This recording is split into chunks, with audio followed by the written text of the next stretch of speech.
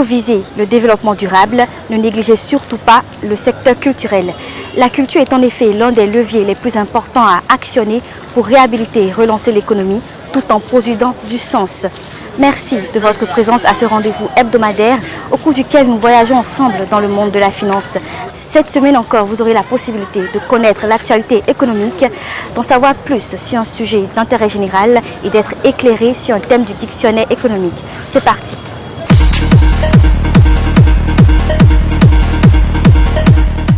Le ministre d'État chargé du plan et du développement, Abdoulaye Bio-Tchane, a présenté à l'Assemblée nationale le projet de loi de finances gestion 2020. Plus de détails dans cette rubrique. Zoom également sur la deuxième édition de la semaine de l'inclusion financière dans l'espace UEMOA. Suivez. Cette rubrique vous est offerte par l'Économiste, premier quotidien économique au Bénin, disponible du lundi au vendredi sur toute l'étendue du territoire national. Projet de loi de finances 2020 du Bénin, baisse de la fiscalité pour les PME. Abdoulaye Bio-Tchane annonce les grands investissements. Le ministre d'État, chargé du plan du développement Abdoulaye Bio-Tchane, était le vendredi 15 novembre 2019 à l'Assemblée nationale pour la présentation du projet de loi des finances gestion 2020, de la documentation budgétaire et du projet de programme d'investissement public gestion 2020. Le ministre d'État a annoncé à cette occasion les mesures phares du gouvernement de l'année 2020 pour les populations. Inclusion financière, la BCEAO sensibilise sur les enjeux de la digitalisation. La deuxième édition de la semaine de l'inclusion financière dans l'Union économique et monétaire ouest-africaine UEMOA, organisée par la Banque centrale des États de l'Afrique de l'Ouest BCEAO, s'est tenue du 18 au 23 novembre 2019. La cérémonie de lancement de cette initiative a été retransmise en direct par visioconférence à Cotonou dans les locaux de la Direction nationale pour le Bénin de la BCEAO. Comme on a sur le club de l'économiste, réunit les bonnes conditions pour réussir l'intégration. Le représentant résident de la commission de l'Union économique et monétaire ouest-africaine au Bénin a été l'invité du club de l'économiste le jeudi 14 novembre 2019. Plusieurs questions économiques d'actualité ont été abordées avec lui et les professionnels des médias. Inclusion financière, Louis Biao échange avec les médias sur la digitalisation. Le directeur général de l'Agence nationale de surveillance des systèmes financiers décentralisés, Louis Biao, en sa qualité de président du comité national de suivi de mise en œuvre de la stratégie régionale d'inclusion financière au sein de l'espace UEMOA, a échangé avec la presse ce jeudi 21 novembre 2019 à Cotonou sur les enjeux de la digitalisation au service de l'inclusion financière.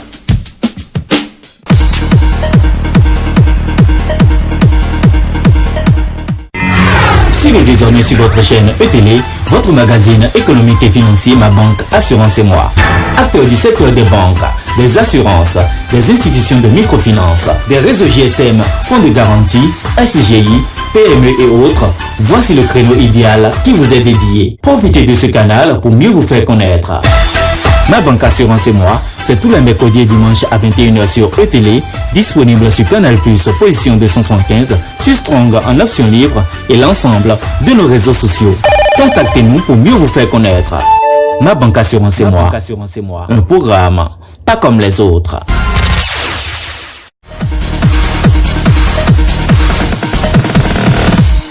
Cette émission se poursuit, nous enchaînons tout de suite avec le forum.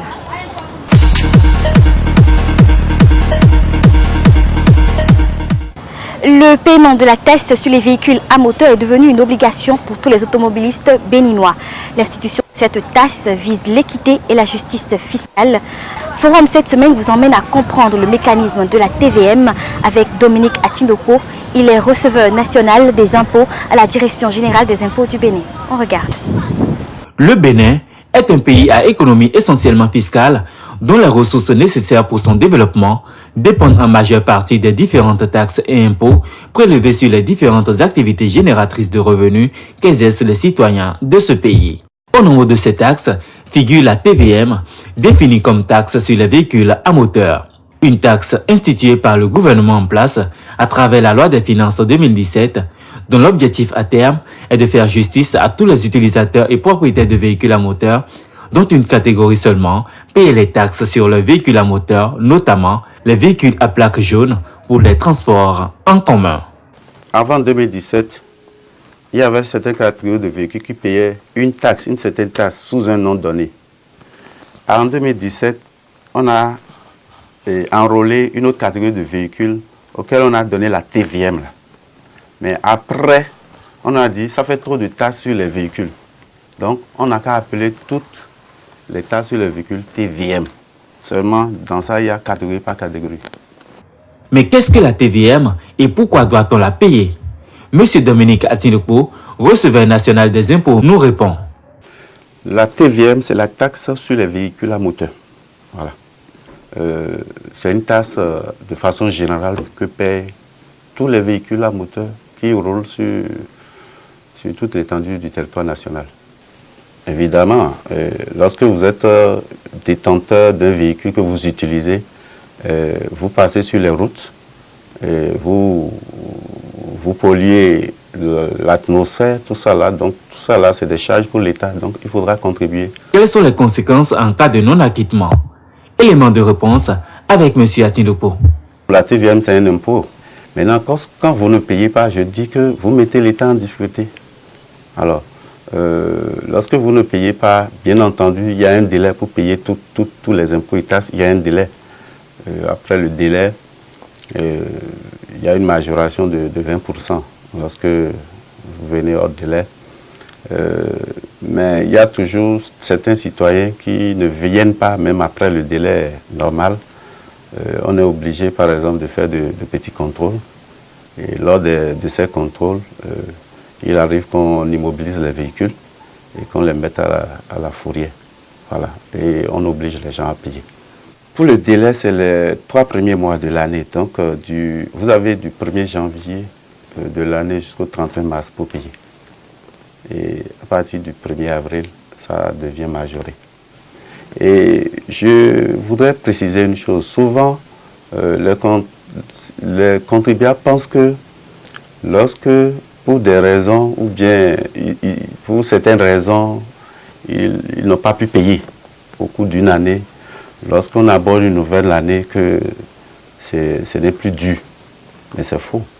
Même quand l'année passe, lors d'un contrôle, on vous prend et on vous oblige à payer les années dues. On peut vous obliger à payer jusqu'à 3 années dans le passé. Avec l'avènement du régime de nouveau départ, l'administration béninoise est rentrée dans une phase de réforme profonde afin d'être à jour à l'heure des technologies 2.0. Des réformes qui ont également touché le secteur des impôts en général. M. Atinoko a profité de cette occasion pour lever un coin de voile sur ces dernières réformes. Il faut reconnaître que souvent pour cette taxe, les gens attendent les derniers jours pour venir payer et nos caisses sont prises d'assaut. Ça nous désorganise pour les accueillir, tout ça là. Or, vous venez de dire, nous sommes à l'ère des nouvelles technologies. Donc, la direction des impôts a pensé à quand même utiliser cette technologie pour faire payer les citoyens, du moins certains types d'impôts qu'on peut, à l'aide de la digitalisation, les portables, payer rapidement. Donc, je crois qu'il y a il y a actuellement un projet en cours, surtout pour la TVM, pour permettre aux citoyens, depuis leur portable, de pouvoir s'acquitter de cette tâche.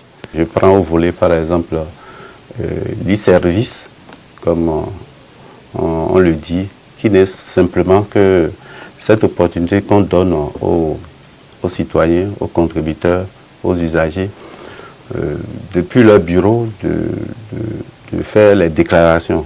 Au lieu qu'ils viennent poser des déclarations papier ici, depuis leur bureau, ils rentrent sur nos sites et déclarent en ligne.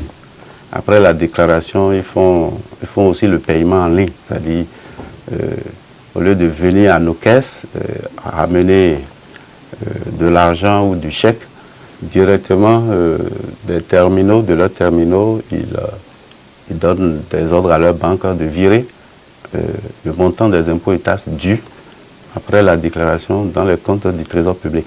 Et ensuite, une autre réforme très majeure aussi, je crois que c'est l'e-bilan. C'est-à-dire, Vous savez, le bilan, c'est, pour ainsi dire, c'est les états financiers que les entreprises déposent en fin d'année pour déclarer leurs affaires. La Direction générale des impôts avec ses partenaires ont réfléchi sous la volonté du ministre, bien sûr. On a procédé à cette réforme qui aujourd'hui a permis, depuis les bureaux des entreprises, de soumettre leurs déclarations, leurs bilans, leurs états financiers, de les soumettre en ligne. Et ça atterrit directement dans nos bases de données. En conclusion, que peut-on retenir?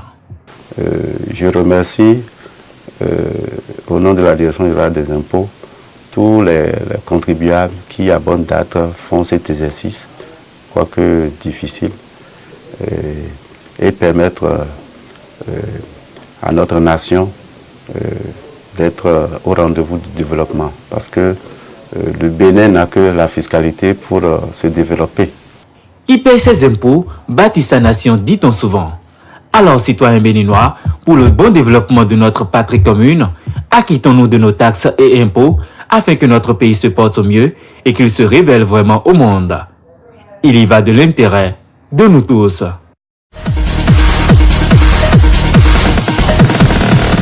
Le Club de l'économiste, vous le savez sûrement déjà, est une plateforme d'échange et de communication initiée par le journal L'Économiste. Pour son deuxième numéro, cette émission a reçu le professeur John Igué. Au cours de cette rencontre, plusieurs sujets, dont certains liés à l'économie nationale, ont été abordés. En voici le résumé.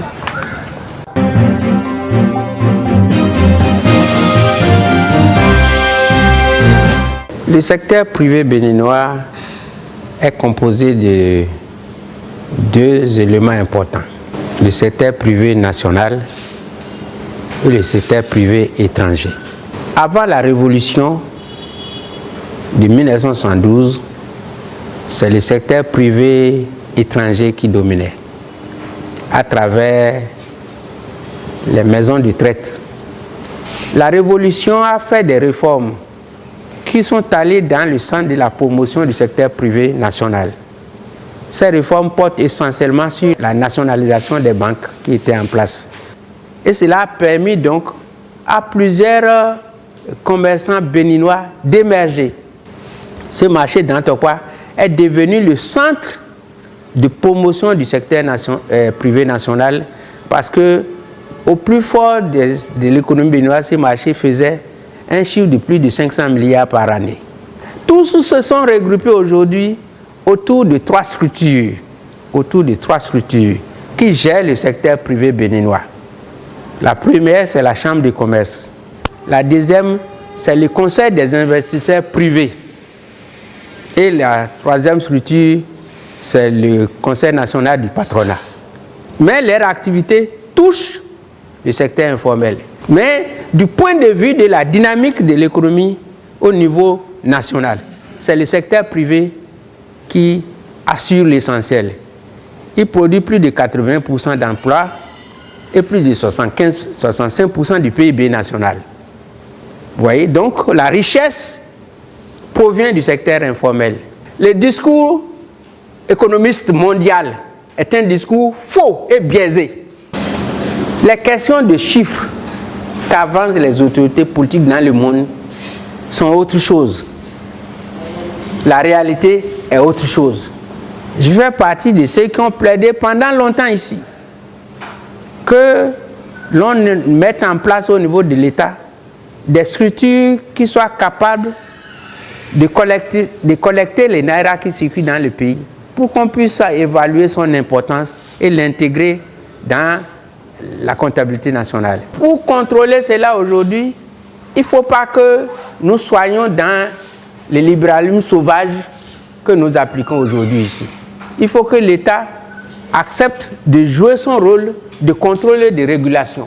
C'est le paradoxe de l'économie mondiale aujourd'hui, et surtout dans les pays pauvres. C'est notre paradoxe. On nous impose les mêmes rythmes que les pays qui sont déjà très avancés, alors que nous sommes à la recherche de notre existence. Je vous cite un cas ici.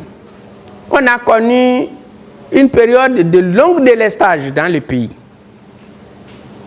Et le secteur privé avait des moyens pour contribuer à la solution du délestage. Mais ils n'ont jamais rien fait. Et ils critiquaient l'État. Jusqu'à ce que je sois allé voir les responsables du CIPB. J'ai dit, vos réunions que vous faites là, de quoi vous décidez là-dedans? Vos activités sont paralysées par le délestage. Pourquoi vous-même, vous ne pouvez pas créer votre secteur électrique concurrentiel à l'État? C'est ce que le Ghana fait. Ils m'ont regardé comme ça.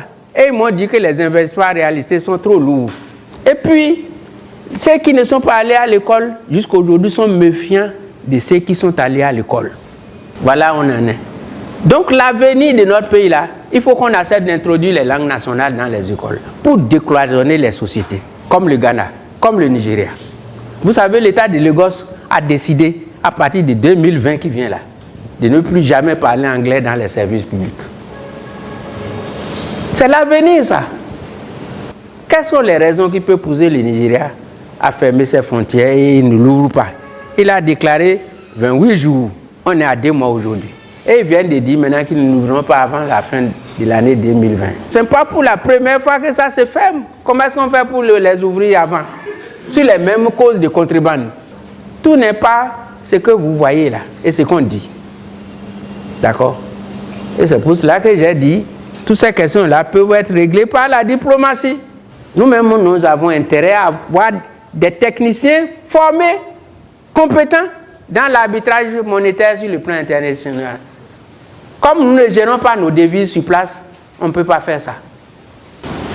La question de la gestion du portefeuille devises dans la zone CFA est une question de fond pour nous, sur laquelle on doit nécessairement réfléchir. Quel rôle le Bénin veut jouer dans le concert des nations au niveau de la région et au niveau de la communauté internationale? Je ne suis pas sûr qu'un régime l'ait défini, même si on a fait vision à l'AFIA. Donc le mode de développement qu'on met en place aujourd'hui n'est pas convaincant. Ça s'appuie trop sur des conseils que nous ne maîtrisons pas, parce qu'on ne sait pas l'intention de ceux qui nous conseillent de faire ce que vous faites là. Donc, tant qu'on ne va pas régler ce problème-là, votre développement durable là, ne se fera pas.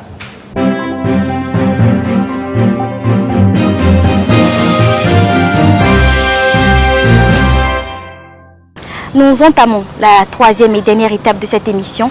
Mesdames et messieurs, voici Diko Eco.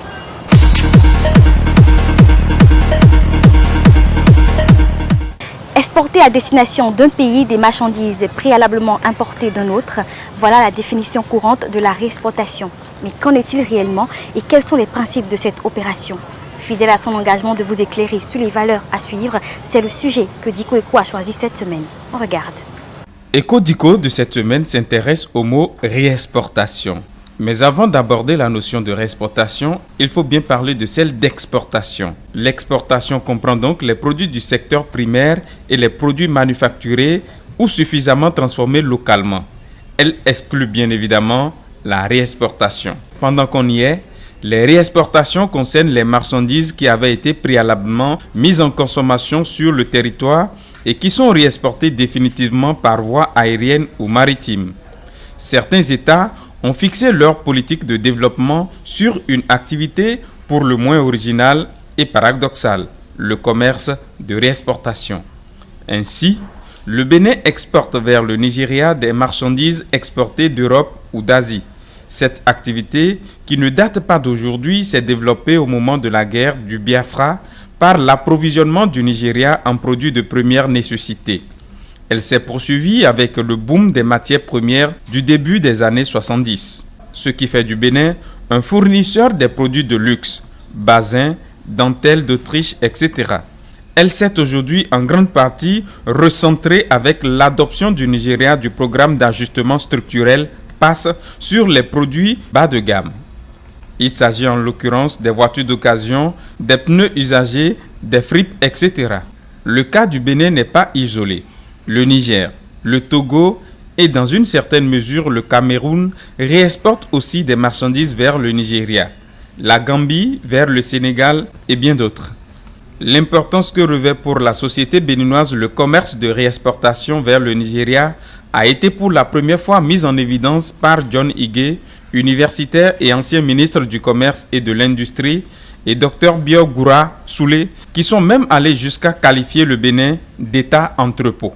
Nous voudrions ici nous attacher à mettre en évidence, à partir du cas béninois, le mécanisme du commerce de réexportation et le rôle fondamental de cette activité pour nombre de pays d'Afrique de l'Ouest. Le commerce de réexportation vers le Nigeria, pratiqué par le Bénin, le Niger, le Togo et le Cameroun, s'inscrit dans un ensemble d'intenses flux monétaires et commerciaux non enregistrés entre le Nigeria et les pays africains de la zone franc, au sein duquel il occupe une place tout à fait particulière et décisive. Ceci en fait peut-être une bombe à retardement susceptible de faire s'effondrer l'ensemble du commerce entre ces États.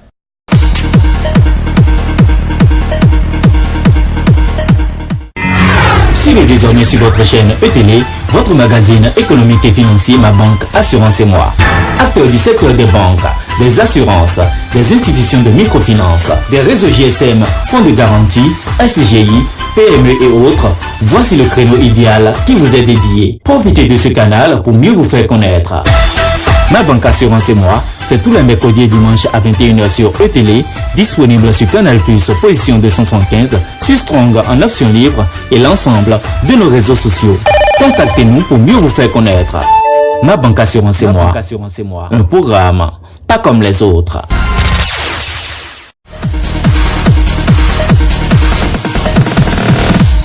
Peu de richesses ménagées avec économie valent mieux que de grands trésors mal employés. Un proverbe oriental pour boucler la boucle de cette émission que vous pouvez retrouver sur la page YouTube de la chaîne télévision ETélé, mais également sur le site www.l'économistebénin.com. On se donne rendez-vous très prochainement pour une nouvelle aventure. Mais n'oubliez pas, si vous souhaitez profiter de ce canal pour vous faire connaître, vous pouvez nous contacter à l'adresse qui s'affiche au bas de votre écran. À très bientôt.